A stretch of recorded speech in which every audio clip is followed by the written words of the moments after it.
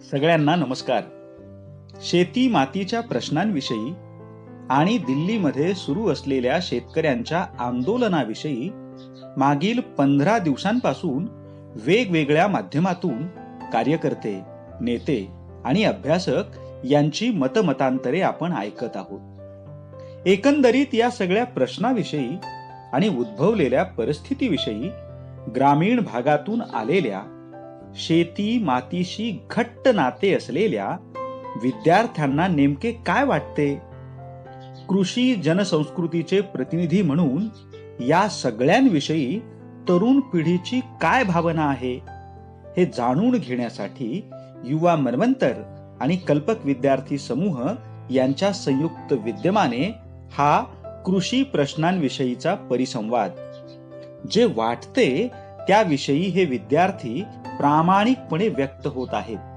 म्हणून केवळ समर्थन किंवा विरोध अशा मर्यादित परिप्रेक्ष्यातून या मनोगतांकडे न पाहता ते समकाळाशी सजग राहून त्याला प्रतिसाद देण्यासाठी धडपड करतायत. या भावनेतून आपण या परिसंवादाचे स्वागत कराल ही अपेक्षा. नमस्कार. कल्पक विद्यार्थी समूह आणि युवा मनवंतर यांच्या संयुक्त विद्यमानं सुरू असलेल्या या उपक्रमामध्ये मी आपल्या सगळ्यांचं स्वागत करतो. थोडंसं वेगळा विषय आज मी तुमच्यासमोर घेऊन आलेलो आहे. बागायती शेती तरीही शेतकऱ्याची माती. साधारणतः आपण विचार करत असाल की जर एखादा 7-8 एकर पर्यंतची काळीची जमीन असलेला शेतकरी मुबलक प्रमाणामध्ये जर त्याच्याकडे पाण्याची सिंचन व्यवस्था असेल तर त्याचं उत्पन्न साहजिकच सगळ्यांपेक्षा अधिक असेल आणि त्याची परिस्थिती सुद्धा सधन वर्गात मोडत असावे. मात्र तुम्ही जर असा प्रत्येक शेतकऱ्याच्या बाबत विचार करत असाल तर तो बरोबर नाहीये. त्याचं कारण असं आहे की शेतकरी बागायतदार असला काय आणि कोरडवाहू असला काय त्याच्या क्षेत्रातल्या म्हणजे बागायतदार असल्यामुळं त्याला येणाऱ्या अडचणी सुद्धा थोड्याफार फरकानं वेगळ्या असतात आणि अशा अडचणीचा सामना करताच त्याची परिस्थिती इतकी हतबल होऊन जाते की साधारणतः बऱ्याच वेळेस अशा वर्गातले शेतकरी सुद्धा आम्हाला हालाकीची परिस्थिती जगत असलेले पाहायला भेटतात. म्हणजे साधारणतः आम्ही जर विचार केला तर शेतकऱ्याला उत्पन्न वाढीसाठी आधुनिक तंत्रज्ञानाची गरज असते, मनुष्यबळ आवश्यक असतं. ह्या सगळ्या गोष्टीसाठी सगळ्यात महत्त्वाची गोष्ट म्हणजे पैसा आवश्यक असतो. साधारणतः आपल्याकडं जूनच्या पहिल्या किंवा दुसऱ्या आठवड्यामध्ये पेरण्यांची लगबग सुरू असते. पेरणी करायची म्हणजे खतं, बियाणं, मनुष्यबळ ह्या सगळ्या गोष्टीसाठी पैसा पाहिजे. जेव्हा आपला शेतकरी बँकेकडे कर्जाची मागणी करतो, पीक कर्जाची मागणी करतो, तेव्हा जूनच्या पहिल्या दुसऱ्या आठवड्यामध्ये दाखल केलेली फाईल जर तुमच्याकडे नोव्हेंबर-डिसेंबर पर्यंत तशीच पडून राहत असेल आणि नोव्हेंबरच्या शेवटच्या किंवा डिसेंबरच्या पहिल्या दुसऱ्या आठवड्यामध्ये तुमच्या कर्जाचं प्रकरण निकाली लागून तुमच्या हातात पैसा येत असेल तर तोपर्यंत शेतकऱ्यांना शेतीवर पैसा खर्च करायचा नाहीये का? मग अशा वेळेस शेतकरी तर पैसा खर्च करणं थांबू शकत नाही. मग गरजेसाठी तो खाजगी सावकाराचे दरवाजे ठोठावत असल्याचं पाहायला भेटतं. खाजगी सावकाराकडे अशा कोणत्याही कागदपत्रांची वगैरे पूर्तता करायची गरज पडत नाही. मात्र व्याज मात्र भरमसाठ आकारलं जातं आणि त्याचा परिणाम असा होतो की जेव्हा शेतकऱ्याचं उत्पन्न शेतकऱ्याच्या पदरात पडलेलं असतं तेव्हा व्याजाची रक्कम इतकी भरमसाठ वाढलेली असते, कर्जाचा आकडा वाढलेला असतो. अशा वेळेला आलेल्या परिस्थितीत म्हणजे ज्यावेळेस उत्पन्न आलंय नेमकं त्याच वेळेस ते उत्पन्न बाजारपेठेत नेऊन विकणं आणि त्या कर्जाची परतफेड करणं हे शेतकऱ्यासमोरचं सगळ्यात पहिलं कर्तव्य असतं. आणि म्हणून नेमकं असं बऱ्याच शेतकऱ्यांच्या बाबतीत होत असल्यामुळं काय होतं, एकाच वेळी बाजारपेठेमध्ये माल आलेला असतो. आता बाजारपेठेचं तर गणित असते, जेव्हा पुरवठा वाढतो तेव्हा मागणी कमी होते आणि मागणी कमी झाली की त्याचे भाव पडतात आणि भाव त्यावेळेस प्रचंड कोसळलेले असतात. म्हणजे त्याचं दुर्दैव असं की शेतकऱ्याच्या समस्या इतक्या अडचणीच्या असतात, एवढ्या अडचणी वाढलेल्या असतात की त्याला तो माल विकण्याशिवाय दुसरा पर्यायच नसतो. आणि म्हणून आहे त्या कवडीमोल भावामध्ये जरी शेतकरी बागायतदार असला तरी सुद्धा तो माल त्यानं तो विकलेला असतो. विकल्यानंतर आलेल्या तटपुंजा पैशातून कर्ज आणि इतर घरगुती वगैरे ह्या गरजा भागवण्याचं काम शेतकरी करतो.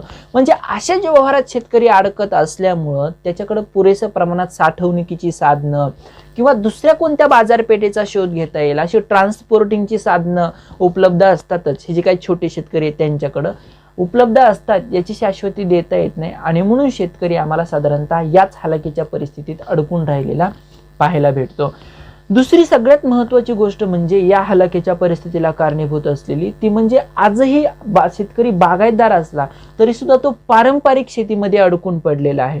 म्हणजे तो अजूनही म्हणावं तसा आधुनिक तंत्रज्ञानाचा वापर शेतीत करत असल्याचं पाहायला भेटत नाही. त्याची कारणं सुद्धा तशीच आहेत. आम्हाला आधुनिक तंत्रज्ञानाचा जर शेतीत वापर करायचा असेल तर आम्हाला शेतीचा आकार सुद्धा तसा असला पाहिजे. जरी एखाद्या शेतकऱ्याला 7-8 एकर जमीन असेल तरी सुद्धा ती एक लगट असेलच याची शाश्वती देता येत नाही. आपल्याकडे सपाट जमिनीचं प्रमाण सुद्धा फार कमी प्रमाणात आहे आणि म्हणून होतं काय तर ज्या पिढ्यानपिढ्या येणाऱ्या वाटण्या किंवा भाव वाटण्या या सगळ्यांच्या माध्यमातून शेतीचे छोटे छोटे तुकडे झालेले असतात आणि या छोट्या छोट्या तुकड्यांमध्ये आधुनिक अशा तंत्रज्ञानाचा वापर करणं खरं तर शेतकऱ्याला शक्य नसतं. आधुनिक तंत्रज्ञान वापरण्यासाठी पुरेसा पैसा सुद्धा त्याच्याकडे नसतं. मनुष्यबळ सुद्धा अगदी वेळेला उपलब्ध होईलच याची सुद्धा शाश्वती देता येत नाही आणि म्हणून या सगळ्या गोष्टींमध्ये अडकून राहिल्यामुळं शेतकऱ्याची परिस्थिती आहे तशी म्हणजे जैशी ती राहिलेली पाहायला भेटते. तिसरा महत्त्वाचा मुद्दा म्हणजे जी काही शेतकऱ्याची मुलं आहेत ती आज शेतकी प्रशिक्षण घेतात. म्हणजे BSc ॲग्री वगैरे वेगवेगळे डिप्लोमाज वगैरे असतात ते घेतात, ते शिकतात. मात्र शिकल्यानंतर त्यांना शेतात येऊन काम करणं योग्य वाटत नाही. ते काहीतरी जे काही शेतकी खात्यातल्या नोकऱ्या आहेत त्यांच्याकडे त्यांचा ओढा जास्त असतो. म्हणजे शेतकी प्रशिक्षण घ्यायचंय किंवा शेतकी शिक्षण घ्यायचंय हे शेतात काम करण्यासाठी नाही तर कृषी क्षेत्रातल्या नोकऱ्या मिळवण्यासाठी. अशी भावना जोपर्यंत म्हणजे शेतकऱ्यांच्या मुलांची आहे तोपर्यंत खरं तर शेतीमध्ये आधुनिक तंत्रज्ञान येईलच याची सुद्धा शाश्वती देता येत नाही. चौथा महत्त्वाचा मुद्दा शेतकऱ्यांच्या परिस्थितीला कारणीभूत असलेला तो म्हणजे जर बागायतदार शेती असेल तर साधारणतः वातावरणाच्या अगोदरच म्हणजे नैसर्गिक वातावरणाचा विचार न करता सुद्धा अगदी मृग नक्षत्रामध्ये सुरुवातीला म्हणजे खरीपाची पेरणी करताना कापसासारखी एखादं पीक घेतलं जातं. आता उदाहरण म्हणून आपण कापसाचं पीक घेतलंय असं गृहीत धरू. जेव्हा कापसाचं पीक घेतलं जातं तेव्हा 3-3.5 महिन्याच्या कालावधीमध्ये संपूर्ण कापसाचा झाडा झाला, पहिली दुसरी वेचणी झाली की ते काढून टाकून तिथं दुसरं काहीतरी फळभाज्या पालेभाज्या घेतल्या जातात. मग आता जर तुम्ही पाहिलं तर कापूस कमी करून म्हणजे कापूस काढून त्या ठिकाणी जे काही वेगवेगळी पिकं घेतलेली आहेत ती पिकं साधारणतः आता या महिन्यात म्हणजे डिसेंबरच्या या 2-3 आठवड्यामध्ये बाजारात उपलब्ध झालेली पाहायला भेटतात. बहुतांश बागायतदार शेतकऱ्याकडनं नेमक्या ह्याच चुका होत असल्यामुळे होतं असं की एकाच वेळेस बाजारामध्ये माल येतो आणि आजही तुम्ही अगदी आठवडी बाजारामध्ये जरी पाहिलं ना तरी पालेभाज्या फळभाज्या अतिशय कमी किमतीमध्ये विकत असलेलं पाहायला भेटतात. म्हणजे ज्यावेळेस या पालेभाज्या तुम्ही कमी किमतीत विकत घेता म्हणजे ह्याचा अर्थ शेतकऱ्याला सुद्धा कमी पैसे मिळणार आहेत. म्हणजे हे झालं कशामुळं तर एकाच वेळेस सारख्या प्रकारचे जो काही माल आहे तो बाजारामध्ये उपलब्ध झाल्यामुळे. आणि म्हणून जे काही पिकांमधलं नाविन्य आहे जे काही वेगवेगळ्या पद्धतीची पीक पद्धती आहे ह्यांचा अवलंब करण्यासाठी अजून तरी आपल्याकडच्या शेतकऱ्यानं म्हणावं तशी सुरुवात केलेली पाहायला भेटत नाही. आणि म्हणून जरी शेती बागायती असली तरी सुद्धा त्याच्या समोरच्या अडचणी त्याला मिळणारा बाजारभाव त्याच्या पीक पद्धतीतलं पारंपरिक पद्धती ह्या सगळ्या गोष्टीमुळं ना त्याचं उत्पन्न म्हणाव त्या मर्यादेतच अडकून राहिलेलं पाहायला भेटतं आणि म्हणून त्याची परिस्थिती ही हालाकीचीच असलेली पाहायला भेटते. तुम्ही अशा काही बातम्या काही वृत्तपत्रांमध्ये वृत्तवाहिन्यांमध्ये सक्सेस स्टोरी शेतकऱ्यांच्या ऐकत असाल. अगदी 10 गुंठ्यामध्ये एवढं भरमसाठ उत्पन्न घेणं हे खरं तर खूप लकीली होतं. असे अनेक शेतकरी असतात जे अगदी छोट्या जमिनीच्या तुकड्यांमध्ये भरमसाठ असं उत्पन्न घेतात. मात्र त्या उत्पन्नाला जर बाजारभाव भेटला योग्य अशी बाजारात किंमत भेटली तर ती आमच्या तुमच्यापर्यंत पोहोचते. पण जर असे अनेक शेतकरी असतात जे कमी क्षेत्रामध्ये कैक पटीनं उत्पन्न घेतात पण बाजारभाव मात्र त्याला अगदी निग्लिजिबल म्हणजे न्यूनतम भेटलेला असतो आणि ती बातमी आमच्या तुमच्यापर्यंत पोहोचत नाही. तुम्ही ऑस्ट्रेलियातली शेती पाहता, इस्रायलमधली शेती पाहता म्हणजे परदेशातल्या शेतीची उदाहरणं पाहता कमी शेतीमध्ये एवढं उत्पन्न घेतलेलं वेगवेगळ्या पिकांचं तसं आमच्याकडं सुद्धा होतं. मात्र दुर्दैव असे की त्या पिकाला योग्य असा बाजारभाव न मिळाल्यामुळं शेतकरी परत निराशेच्या ह्याच्यामध्ये गेलेला पाहायला भेटतो. हे झालं बागायतदार शेतकऱ्यांसमोरच्या अडचणी, त्याला म्हणजे नैसर्गिक अडचणींना तर वेगळंच तोंड द्यावं लागतं. दुसरी गोष्ट म्हणजे सरकारी धोरणं सुद्धा इतकी चुकीची आहेत आणि त्यांना सुद्धा तोंड देता येणं म्हणजे अशा दुहेरी संकटाचा सामना करत असल्यामुळं बऱ्याच वेळेस आपल्या इकडचा शेतकरी हा मेटाकुटीला आलेला पाहायला भेटतो. एक छोटंसं उदाहरण सांगतो. साधारणतः याच वर्षीचं म्हणजे 2020ला जूनमध्ये पेरणी केलेले म्हणजे खरीपाचं जे काही पीक होतं त्याचं अक्षरशः अवकाळीमुळे इतकं प्रचंड नुकसान झालं आणि सरकारनं ते नुकसान झाल्याच्या एका महिन्यानंतर जाहीर केलं की शेतकऱ्यांना हेक्टरी 10 एकर पर्यंत मदत जाहीर केली. आता सरकारनं मदत का जाहीर केली तर शेतकऱ्याचं नुकसान झालंय म्हणून. मग आता विचार करा, जर शेतकऱ्याचं नुकसान झालंय म्हणून सरकारनं मदत जाहीर केली तर मग आम्ही विमा सुद्धा भरला होता आणि विमा कंपन्यासोबत असा करार झालेला आहे की जर शेतकऱ्याचं नुकसान झालेलं असेल तर त्यांच्या जेवढ्या टक्क्यात नुकसान झालंय त्याची टक्केवारीकडून तेवढं टक्के नुकसान भरपाई देणं हे विमा कंपनीचं कर्तव्य आहे. मात्र आजही विमा कंपनी सांगते की नुकसान झालंच नाही. म्हणजे आजही कोणत्याही शेतकऱ्याला साधारणतः मराठवाड्यातल्या तरी विमा भरपाई हवे त्या प्रमाणात भेटलेली पाहायला भेटत नाही.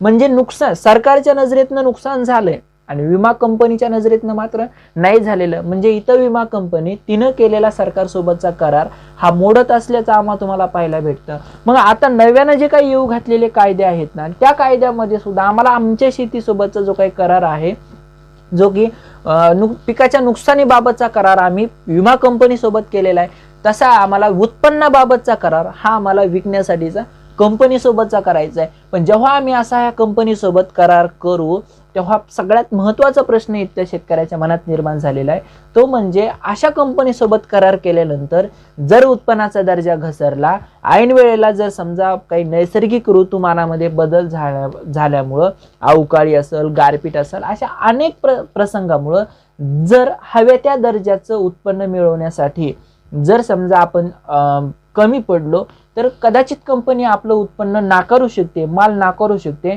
आणि तेव्हा आपल्याला मात्र बाजारात उत्पन्न नेऊन विकण्याशिवाय दुसरा कोणताच पर्याय उपलब्ध नसत. मग अशा वेळेला नेमकं होईल काय तर एकाच वेळी अशा असंख्य शेतकऱ्यांनी बाजारात माल आणल्यामुळं त्याला परत एकदा निग्लिजिबल अगदी न्यूनतम असा भाव मिळेल. आणि दुसरी सगळ्यात महत्त्वाची गोष्ट म्हणजे हव्या त्या दर्जाचं उत्पन्न न मिळाल्यामुळं आणि त्याच्या अगोदर म्हणजे उत्पन्न मिळवण्यासाठी आधुनिक तंत्रज्ञान असेल मनुष्यबळ असेल किंवा खतं बियाणं शेतीची मशागत या सगळ्यासाठी जो काही पैसा मिळवायचा पैसा लागतो तो पैसा कंपनीनं पुरवलेला आहे म्हणजे कराराच्या माध्यमातून. मग हा पैसा सुद्धा परत करणं कदाचित शेतकऱ्याला जड जाईल. म्हणजे उत्पन्न जर कंपनीने स्वीकारलं नाही तर म्हणजे अशा अनेक संकटात शेतकरी अडकलेला असू शकतो तेव्हा. आणि मग अशा संकटाचा मुकाबला करण्यासाठी खरं तर शेतकरी कमी पडेल. कारण कदाचित अशी परिस्थिती निर्माण होऊ शकते जिसकी भैस उसकी लाठी आणि म्हणून खरं तर अशा गोष्टींमध्ये शेतकरी कमी पडू शकतो आणि तिथं सुद्धा शेतकऱ्याची पिळवणूक होऊ शकते. मात्र यासाठीची मुबलक म्हणजे ठोस अशी जे काही गोष्टी आहेत त्याचा त्याचे मुद्द्यांचा अंतर्भूत जे काही कायद्यांमध्ये असे मुद्दे अंतर्भूत केलेले पाहायला भेटत नाही किंवा असं ठोस उत्तर सरकारनं त्या विधेयकाच्या माध्यमातून या शंकांवर दिलेलं पाहायला भेटत नाही आणि म्हणून शेतकऱ्याच्या मनात अशा शंका बळावत असल्याचं आम्हाला तुम्हाला पाहायला भेटतं. खरं तर इथून मागं सुद्धा बऱ्याच वेळेस असं झालेलं आहे की शेतकऱ्यांनी काही म्हणजे मोठ्या शेतकऱ्यांनी अशा काही मोठ्या मोठ्या कंपन्यांसोबत करार करायचे आपल्या उत्पन्नाच्या विक्रीबाबतचे भाव वगैरे आधीच ठरवून घ्यायचा आणि बऱ्याच वेळेस त्याला तो दर्जा न मिळाल्यामुळं किंवा त्या दर्जाचं पीक न आल्यामुळं कंपनीने ते पीक नाकारलेलं आहे आणि कंपनीनंच उलट शेतकऱ्याविरुद्ध गुन्हा दाखल केलेले सुद्धा काही प्रकरण आम्हाला तुम्हाला पाहायला भेटली होती. मग अशा वेळेला जर शेतकरी अडचणीत आला तर त्याला दाद मागण्यासाठी न्यायालयाचे दरवाजे सुद्धा बंद करण्यात आलेले आहेत. मग अशा काही गोष्टींमुळे शेतकऱ्याच्या मनात या शंका हे आक्षेप निर्माण झालेले पाहायला भेटतात. खरं तर आमच्याकडं म्हणजे आपलं जे शेती क्षेत्र आहे ते कॉर्पोरेट क्षेत्राशी जोडलं जात आहे ही आनंदाची बाब आहे. मात्र त्याच्यासाठी म्हणजे स्पर्धेत उतरण्यासाठी अगोदर स्पर्धेत टिकण्यासाठीचं वातावरण तर आम्हाला तयार करावं लागेल ना. नाहीतर आम्ही नुकसान भरपाई झाली म्हणून विमा कंपनीकडनं शेतकऱ्याच्या खात्यावर 7 रुपयाचा चेक जमा करणाऱ्या सुद्धा विमा कंपन्या तुम्ही पाहिल्यात. म्हणजे अशी चेष्टा झालेली सुद्धा शेतकऱ्याची पाहिली. मग जर आमची सरकारी कंपनी किंवा सरकारचा नियंत्रण असलेली विमा कंपनी जर आमच्यासोबत असं वागू शकते तर पूर्णतः स्वातंत्र्य असलेली खाजगी कंपनी शेतकऱ्यासोबत कसं वागल याचा विचारही न केलेला बरा. आणि म्हणून ह्या सगळ्या गोष्टींमुळं म्हणजे ह्या कायद्यातल्या काही येणाऱ्या भावी धोक्यांबद्दल शंका जी वाटते ती म्हणजे अस्तित्वात येऊ शकते, याबद्दलही ठोस अशा गोष्टी सरकारनं सांगितलेल्या आम्हाला तुम्हाला पाहायला भेटत नाहीत. सगळ्यात महत्त्वाचा मुद्दा जर ह्या विधेयकाच्या माध्यमातून शेतकऱ्यांचा जर कोणता होणार असेल, जर अंमलात आणले गेलेस, तर त्याचा सगळ्यात महत्त्वाचा मुद्दा असा आहे, तो म्हणजे बाजारपेठेतली लुडबुड. आता सरकार बाजारपेठेत लुडबुड करतंय, त्यामुळे बऱ्याच वेळेस शेतकऱ्यांना खूप मोठं नुकसान सोसावं लागतं. म्हणजे थोडक्यात कांद्यासारख्या पिकाचं जर उदाहरण लक्षात घ्यायचं झालं तर जेव्हा कांदा शेतकऱ्यांचा बाजारात आलेला असतो तेव्हा प्रचंड कमी भाव असतो, म्हणजे अगदी 4-5 रुपये किलो दरानं कांदा शेतकऱ्याला विकावा लागतो. मात्र हाच कांदा जेव्हा संपत येतो तेव्हा कांद्याचे थोडेफार म्हणजे काही शेतकऱ्यांनी जर त्याची साठवणूक केलेली असेल आणि थोडाफार जर भाव वधारायला लागला तर नेमका त्याच वेळेस कांद्याची केंद्र सरकार कांद्याची निर्यात सुरू करतं, निर्यात बंद करतं आणि आयात सुरू करतं, आणि परिणामी जो काही 4 पैसे शेतकऱ्याला मिळणार आहेत ते सुद्धा त्यावेळेस कमी होतात, म्हणजे ते बंद पडतात आणि शेतकरी परत एकदा याच हालाकीच्या परिस्थितीमध्ये यायला लागतो. म्हणजे अशा सरकारच्या लुडबुडीमुळे सुद्धा शेतकऱ्याचं बऱ्याच वेळेस भावाच्या बाबतीत नुकसान झालेलं पाहायला भेटतं. आणि म्हणून जर अशा मुक्त बाजारपेठेचा स्वीकार केल्यामुळं जर सरकारची बाजारपेठेतली लुडबुड थांबणार असेल तर कदाचित ही स्वागतार्ह बाब आहे. मात्र येणाऱ्या धोक्याबद्दलचं चांगलं स्पष्टीकरण सरकारनं विधेयकातूनच द्यायला पाहिजे, अशी अपेक्षा एक छोटा शेतकरी म्हणून धरायला हरकत नाही. राहिला दुसरा मुद्दा, तो म्हणजे आता जर ह्या विधेयकाचा सगळ्यात मोठा परिणाम जर कोणावर होतं, म्हणजे विरोध जर कोणत्या शेतकऱ्याकडून होत असेल तर तो मोठ्या शेतकऱ्याकडून. मात्र या जे काही मध्यमवर्गीय बागायतदार शेती आहेत त्यांचा आणि या कायद्याचा काही संबंध येऊ शकतो का, तर एक विचार केला तर आपल्याकडे जे काही शेतीचे छोटे छोटे तुकडे असतात, शेतीचं प्रमाण हे छोटं असतं, म्हणून आपल्याकडं म्हणावं तसं आधुनिक तंत्रज्ञान शेतकऱ्याला वापरता येत नाही आणि म्हणून म्हणावं तसं उत्पन्न सुद्धा घेता येत नाही. आणि म्हणून काही शेतकऱ्यांसोबत मिळून कंपनी करार करू शकते आणि अशा वेळेस स्वतःची जमीन म्हणजे करार पद्धतीवर दिली जात आहे. पण हे सगळं काही शेतकऱ्याला कंपल्शन नाही आहे. कंपल्सरी नसल्यामुळं एखाद्या शेतकऱ्यानं जर ठरवलं की माझी जमीन मध्यभागी आणि बाजूच्या सगळ्या शेतकऱ्यांनी जर कॉन्ट्रॅक्ट फार्मिंगच्या माध्यमातून कंपनीला जमीन दिली तर साधारणतः त्याची जमीन टिकून ठेवण्याचं सुद्धा एक आव्हान म्हणजे त्या शेतकऱ्यासमोर असणार आहे. अशा अनेक गोष्टींचा म्हणजे अनेक प्रश्न शेतकऱ्याच्या मनात निर्माण झालेले आम्हाला तुम्हाला पाहायला भेटतात. बाकी गोष्टीबद्दल जर बोलायचं झालं तर APMCचं जे काही मुद्दा सगळ्यात महत्त्वाचा किंवा MSPचा जो काही मुद्दा या विधेयकाच्या माध्यमातून समोर आलेला पाहायला भेटतो, तो म्हणजे खरं तर इथून मागचा जर विचार केला तर इथून मागं सुद्धा अनेक पक्षांनी आपल्या जाहीरनाम्यामध्ये सुद्धा स्पष्ट म्हणजे पहिल्या 5 मुद्द्यापैकी एक मुद्दा असतो, तो म्हणजे स्वामीनाथन आयोगाच्या शिफारशी अवलंबण्याबाबतचा. मात्र जेव्हा पक्ष सत्तेवर येतो तेव्हा सत्तेवर आलेला पक्ष मात्र स्पष्ट शब्दात अगदी सर्वोच्च न्यायालयामध्ये सांगतो की आम्ही स्वामीनाथन आयोगाच्या शिफारशी लागू करू शकत नाही. म्हणजे आम्हाला उत्पादन खर्चाच्या 1.5 भाव देण्याची हमी सरकार आजपर्यंत देऊ शकलं नाही, तर ती कंपनी काय देणार आहे, किंवा पुढे चालून दर्जाचा वगैरे प्रश्न निर्माण झाला तर उत्पन्न त्या प्रमाणात शाश्वत असा भाव मिळणार आहे याची शाश्वती देता येत नाही. आणि म्हणून अनेक अंगाने शेतकऱ्याच्या मनात जे काही प्रश्न आहेत त्या प्रश्नांचं उत्तर जर सरकारनं विधेयकाच्या माध्यमातूनच समाधानकारक दिलं तर खरं तर या विधेयकाचं स्वागत करायला हरकत नाही. मात्र हमी कमी आणि शंका जास्त अशीच काहीशी परिस्थिती या माध्यमातून निर्माण झालेली पाहायला भेटते. आणि म्हणून सध्याचा जर विचार केला तर आजपर्यंतची जी काही बागायतदार शेतकऱ्यांची परिस्थिती होती ती अत्यंत हालाकीची. म्हणजे कर्जाच्या विळख्यात सापडणं, निसर्गाच्या चक्रात म्हणजे संकटात सापडलेला शेतकरी, अशा अनेक गोष्टींमध्ये अडकलेल्या शेतकरी, याच्यातून जर सुटका करण्यासाठी जर अगोदर फेअर असं वातावरण सरकारला शेतकऱ्यासोबत तयार करावं लागेल आणि नंतर म्हणजे स्वतः कर्जाच्या विळख्यात अडकलेल्या शेतकऱ्याला जर आम्ही खाजगी कंपनीसोबत डील करायला सांगत असू तर हे कदाचित चुकीचं आहे. म्हणून अगोदर शेतकऱ्यासोबत तसं वातावरण तयार करावं लागेल, त्याला स्पर्धेत टिकण्यासंदर्भात तेवढं जर त्या तोडीचा जर इथला शेतकरी बनला तर तो खाजगी कंपनीसोबत कदाचित डील करीलही, मात्र येणाऱ्या काळामध्ये खाजगी कंपनीसोबत जर तंटे निर्माण झाले तर ते तंटे सोडवण्यासाठीची पूरक अशी व्यवस्था सुद्धा सरकारनं उपलब्ध करून द्यायला पाहिजे. तरच शेतकऱ्याच्या मनात या विधेयकाबद्दल आणि पर्यायानं जो करार आपण ज्या कंपनीसोबत करणार आहेत त्या कंपनी बरोबर विश्वासार्हता निर्माण होईल. एक संवादाची भूमिका एक विश्वासार्हता निर्माण झाल्यामुळं कदाचित शेतकरी कॉर्पोरेट क्षेत्राशी जोडला जाऊ शकेल आणि त्या माध्यमातून शेतकऱ्याची परिस्थिती सुधारायला मदत होईल. पण त्यासाठी अगोदर आम्हाला शेतकऱ्याला त्या तोडीचं बनवावं लागेल. आणि म्हणून एक बागायतदार शेतकरी म्हणून मला असं वाटतंय की जे काही आधुनिक पद्धतीनं शेतीचा म्हणजे आधुनिक पद्धतीनं शेतीचा अवलंब केल्यामुळं जर आम्हाला बाजारपेठेत येणाऱ्या समस्या, वेगवेगळ्या समस्या, ह्या ज्या सगळ्या समस्यांना तोंड देणं साधारणतः एकट्या शेतकऱ्याला सहज शक्य होत नाही. येणाऱ्या काळात जर आम्ही कंपनीसोबत करार केल्यानं आम्ही एक विमा कंपनी सुद्धा एक त्रयस्थ कंपनी असणार आहे आणि म्हणून आजपर्यंत शेतकऱ्याचा आवाज त्या कंपनीपर्यंत किंवा सरकारपर्यंत कधीच पोहोचलेला नाही. जर कंपनी आणि शेतकरी दोघं मिळून जर विमा कंपनी विरोधात जर भांडत असो तर कदाचित येणाऱ्या काळात तो विमा कंपनीचा सुद्धा म्हणजे शेतकऱ्याचा सुद्धा त्या माध्यमातून फायदा होऊ शकतो.